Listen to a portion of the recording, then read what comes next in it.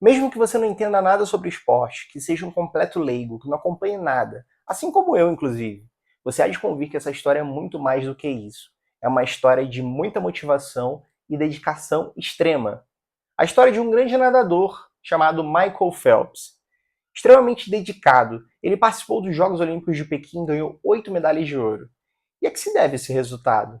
Bom, isso é fruto de muita dedicação e muito treinamento. Para vocês terem uma ideia, nos dias de prova, ele chegava com 2 horas de antecedência. Em vez de ficar parado, ele treinava arduamente. Para vocês terem uma ideia, fazia 800 metros de nado medley, 50 metros de livre, 400 metros só batendo as pernas, dentre outros. No final desse aquecimento, ele parava, se vestia e sentava na mesa de massagem e ficava ali, com seus fones de ouvido, sem conversar com ninguém. E ele nem deitava, só ficava ali sentado, aguardando. Faltando 45 minutos, ele se vestia e se preparava para um novo treino que ia se iniciar daí a pouco. Faltando 30 minutos, enfim, ele ia lá e nadava mais um pouco. Ele nadava de 600 a 800 metros. De repente, ele acabava, subia, se vestia e ficava ali aguardando ser chamado para poder ir para a sala de espera. Quando faltavam 10 minutos, enfim, ele caminhava, ia lá para aquela sala de espera, ficava sentado, e ele gostava de ficar em lugares que tinham cadeiras vazias tanto nos seus lados quanto à sua frente, porque ele gostava de metodicamente colocar os seus óculos e suas toalhas ali, então que não tivesse ninguém. E continuava sem conversar com ninguém, inclusive nem com o seu treinador durante esse tempo. Depois ele ia caminhando lentamente, lá para subir até os blocos, e ele subia sempre pela esquerda. Subia. Quando chegava lá, ele começava os seus alongamentos, e sempre assim: 2 alongamentos com as pernas esticadas, 2 alongamentos com os joelhos dobrados, e aguardava. Tirava o seu fone direito e aguardava chamar o seu nome. Assim que chamavam, ele ia, tirava o seu fone esquerdo e continuava lá. Erguia os seus braços, girava, batia assim, de forma com que suas mãos batessem nas costas e continuava. E subia lá pela esquerda, chegava lá, e uma vez perguntaram por que desse ritual. Ele simplesmente respondeu: é a minha rotina, somente a minha rotina, a qual eu sigo há anos, e eu não vou mudar nunca. E além dessa sequência física que foi elaborada por ele e por Bowman, o seu treinador, ainda tinha uma parte técnica que o treinador passou para ele, que era o seguinte: todas as vezes, antes de dormir e ao acordar, ele precisava fazer uma coisa que eles chamaram de assistir o vídeo. E o que era esse assistir ao vídeo? Ele pensava minuciosamente em tudo o que aconteceria naquela prova. Desde o momento que ele fazia o seu aquecimento, no momento que ele caminhava, que ele subia até os blocos, no momento que ele mergulhava, que ele nadava, batia os seus braços, no momento que ele saía daquela piscina, com a água ainda caindo no seu rosto, e ele vitorioso, ele curtindo, ele apreciava cada momento desse, ele visualizava cada momento desse. É uma técnica conhecida, né, por muitos de vocês, acredito, como técnica da visualização, mas que o técnico chamou de assistir o vídeo. E muitas das vezes, quando o técnico queria desafiar o Phelps, ele fazia assim: passa o vídeo, passa o vídeo. E nesse momento que ele fazia isso, o Phelps ele passava dos limites. E ele foi fazendo isso tantas e tantas e tantas e tantas vezes que isso ficava entranhado dentro dele. E aí ele nem precisava mais tanto desses esforços, dessa pressão do seu treinador, que ele estava ali pronto para qualquer momento apertar o play. Isso se deve justamente à rotina. A rotina, uma vez que a gente faz, e a gente vai fazendo essas coisas, por mais difíceis que elas sejam, a gente vai continuando e continua, isso vai tornando cada vez mais visceral. E aí a gente não passa a pensar mais sobre isso. Elas simplesmente acontecem. E a que se deve isso? Quando a gente cumpre determinadas tarefas, a gente cria caminhos neuronais, que são as chamadas sinapses.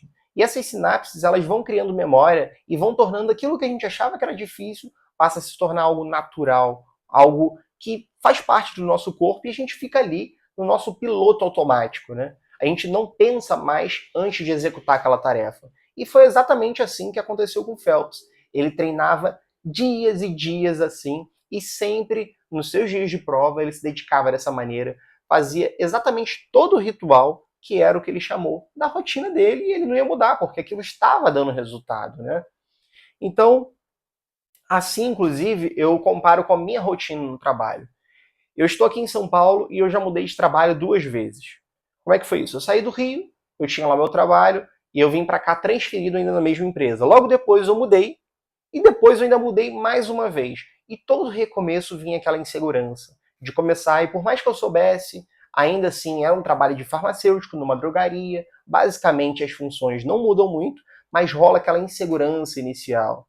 E uma vez que você passa por esse processo, que você vai se adaptando, novas conexões são feitas e você vai automatizando aquele processo. E aquilo que você fazia mais lentamente começa a ficar mais depressa, cada vez mais depressa e melhor. Então você otimiza esse processo, você para de pensar e as coisas simplesmente acontecem. E esse é o poder da rotina. O cérebro ele assume o controle total sobre tudo. E aí eu te faço uma pergunta: a rotina, ela destrói a criatividade? Bom, depende. Inclusive, uma maneira para você começar com o pé direito no seu dia é você já iniciar com esse livro Oráculo de Mandalas. Essa ferramenta valiosíssima vai fazer que você tenha um dia perfeito, porque você já vai começar com uma mensagem extremamente motivadora para poder dar sentido ao seu dia. Mas voltando, a rotina ela só vai destruir a sua criatividade se você estiver fazendo isso de maneira errada. Porque as certas rotinas, elas poupam a sua energia. Porque quando você tem um planejamento, quando você já pensa antes de executar aquelas tarefas e você já faz isso com antecedência, você poupa energia de ter que pensar diversas vezes nas mesmas coisas.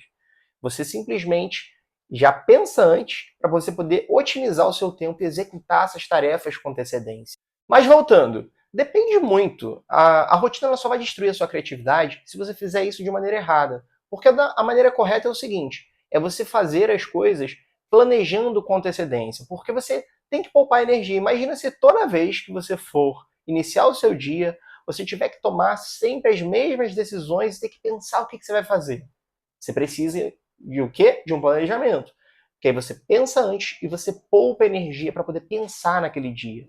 O dia seguinte ele é um dia de execução. Você planeja com antecedência para que naquele momento você esteja ali tranquilo. E bom, uma vez que você poupa essa energia de uma atividade que não seria essencial, né, vamos dizer assim, se você fica gastando energia para pensar no que você vai fazer, você está perdendo a sua energia que você poderia estar dedicando numa coisa muito mais importante, numa coisa essencial. E muitas pessoas criativas usam rotinas rígidas para liberar a mente. Como é que elas fazem? Elas percebem tudo que funciona melhor para elas. Elas descobrem qual o melhor horário para dormir, qual o melhor horário para comer, qual o melhor horário para estudar. E dessa forma, elas obedecem rigorosamente essa rotina. Além disso, elas também usam roupas confortáveis. Então, tudo isso vai combinar o quê? Em melhorar a rotina delas para poder liberar a mente. Porque se elas tivessem que pensar todos os dias, qual o melhor horário que serve para eu poder comer? Qual o melhor horário que eu funciono para estudar? Qual o melhor horário para eu poder escrever? Isso gastaria uma energia que elas poderiam estar simplesmente dedicando para a criação. Então, um outro exemplo muito interessante é de um CEO de uma empresa lá do Vale do Silício. Esse cara ele percebeu o seguinte, que ele precisava fazer uma reunião toda semana com uma duração de 3 horas. Essa reunião começava às 9, né, e acabava ao meio-dia.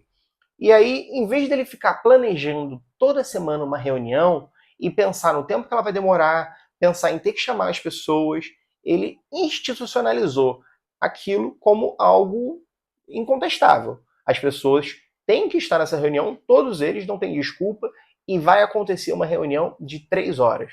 Essa é a forma como que ele teve para poder otimizar o processo, e nesse momento as pessoas estão lá em plenitude, elas estão ali disponíveis para poder criar.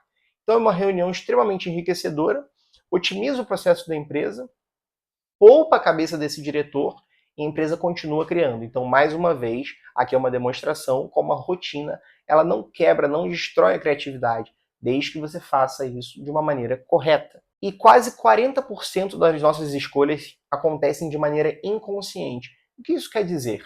Existe um lado positivo e um lado negativo. O lado positivo é que a gente desenvolve novas habilidades sem precisar ficar pensando muito. Em contrapartida, o lado negativo é que a gente pode ficar improdutivo, né? Aquele tempo que a gente está gastando energia, a gente poderia estar ali produzindo. Então, resumindo, mais uma vez, a gente precisa descartar aquilo que não presta, aquilo que não é essencial, para a gente ficar só com o que é essencial. Em outras palavras, a gente precisa se planejar para que a gente tenha um tempo de qualidade para poder executar as nossas tarefas e não perder tempo com aquela tomada de decisões rotineiramente, né? E com toda certeza isso deve acontecer com muitos de vocês, assim como já aconteceu muito comigo. É importante que a gente reformule alguns gatilhos que vão desencadear alguns problemas, algumas coisas que a gente não quer mais. Por exemplo, existem gatilhos que vão desencadear uma vontade de comer uma besteira, um gatilho para pensar em preocupações e ocupar a nossa cabeça com coisas que a gente não pode controlar. E a gente precisa reformar a nossa cabeça, retirando os gatilhos que nos desencadeiam processos negativos, como, por exemplo, de comer uma besteira, de ficar pela internet procurando memes, ou de simplesmente entregar a nossa cabeça para as preocupações, que na verdade, né, são questões incontroláveis, que não dependem de nós. E aí existem 3 termos muito interessantes, que é a deixa, a rotina e o comportamento. A deixa é o gatilho, e aí é quando o cérebro ele entra no modo automático e aí faz com que você tome determinada atitude ou faça determinado hábito. Já a rotina é o comportamento, que pode ser físico, mental ou mesmo emocional. E a recompensa ajuda o cérebro a perceber se recordar esse hábito vale a pena. E para mudar uma rotina não é necessário mudar o hábito em si, é necessário você perceber essa deixa, né, esse gatilho, e você mudar, transformar justamente esse gatilho. E para mudar a rotina, não é necessário você mudar exatamente um comportamento em si, e sim você mudar a deixa, você perceber essa deixa e modificar. Em outras palavras, imagine se você estivesse saindo do seu trabalho, caminhando, e você passa em frente à padaria e bate aquela vontade de comer um bolo. Em vez disso, quando você tiver essa vontade, uma outra vez que você estiver caminhando por ali, você pensa em fazer o seguinte: você atravessa a rua e vai lá naquele restaurante que tem mais perto ali da sua casa e compra uma salada e come. Essa é a sacada. Você perceber o gatilho e você modificar, transformar essa ideia, colocando uma coisa melhor, um hábito que vai te trazer um resultado melhor. E cada vez que a gente fizer uma mudança dessa, a gente fortalece o nosso cérebro e a gente cria uma nova sinapse para que a gente consiga executar novos hábitos e, por consequência, a gente melhorar a nossa rotina. E a gente não precisa necessariamente ficar mudando coisas na nossa rotina, a gente pode criar novos hábitos, justamente percebendo essas deixas e criando gatilhos. E a regra é simples: focalize no mais difícil primeiro. Como é que é isso? Você vai iniciar a sua manhã, você pensa naquela atividade mais difícil, você já coloca ela de manhã. Eu, por exemplo, tenho muita dificuldade de fazer e cumprir as minhas atividades físicas. E eu percebo o seguinte: se eu não fizer atividade física de manhã, eu posso até fazê-la à noite, mas fica muito mais complicado. E assim, eu tenho a facilidade que eu moro perto de uma academia e também trabalho perto daquela academia. E o que é mais simples ainda, eu moro a 15 minutos do trabalho, e aí as academias estão tão perto da minha casa quanto do trabalho. Mas se eu não vou de manhã, o que acontece? Eu tenho que jogar a academia para mais tarde. E aí eu percebo que quanto mais tarde eu vou jogando essa atividade física, a tendência de eu não fazer é muito grande. Aí eu começo a pensar: não, eu vou chegar em casa mais tarde. Daqui a pouco a academia vai fechar, vou ter que treinar rápido. Eu já estou cansado, porque já tive, né, um dia estressante, cansativo. Então o que eu preciso fazer? Focalizar naquela tarefa mais difícil, e no meu caso, essa é a mais difícil, e no horário que eu funciono melhor, que é de manhã, e colocar essa tarefa logo como a minha prioridade. Uma outra coisa muito importante também é você descobrir uma deixa no meio ali da sua manhã que toma o seu tempo, que rouba ali um pedacinho crucial. É outra coisa que eu também percebo. Às vezes eu acordo e aí eu tô ali, acabei de levantar para poder malhar, mas eu sempre tenho alguma coisinha que me atrasa. Às vezes é o despertador que eu coloco: não, só mais 10 minutos, só mais 10 minutos. E a hora vai passando, passando. E se eu não der um basta exatamente naquele momento, o que acontece? As horas vão passando, eu levanto tarde, e aí eu já levanto, já não dá mais tempo para ir na academia, depois é só tomar banho, e almoçar e ir para o trabalho. Então, essa é uma coisa que eu já percebi. Uma outra coisa, de repente, pode ser, sei lá, é o cafezinho que você coloca ali de manhã. Querendo ou não, só mesmo que seja um simples cafezinho que você está ali colocando, isso já vai roubar um seu tempo e já vai ser um tempo muito importante ali na sua rotina. Uma outra coisa muito importante é você se concentrar em um tema por vez. Como é que é isso? É você separar muito bem as coisas. Segunda-feira eu vou fazer tal coisa e fazer somente isso. Na terça-feira vou fazer outra coisa e também só fazer somente isso. E é preciso também que você faça mudanças pontuais. Que você imagina, você está criando um novo hábito. Então, se você tentar fazer diversas mudanças, criar diversos gatilhos logo na sua primeira semana, você não vai conseguir manter. Então, precisa se fazer mudanças pontuais para que você consiga ver a diferença e realmente criar um novo hábito. Portanto, é de suma importância começar devagar. Você começa pequeno para depois você ficar grande. O que eu quero dizer com isso? Primeiro você vai começar uma rotina diária, uma mudança pontual. Depois você pensa em uma mudança semanal, uma mudança mensal.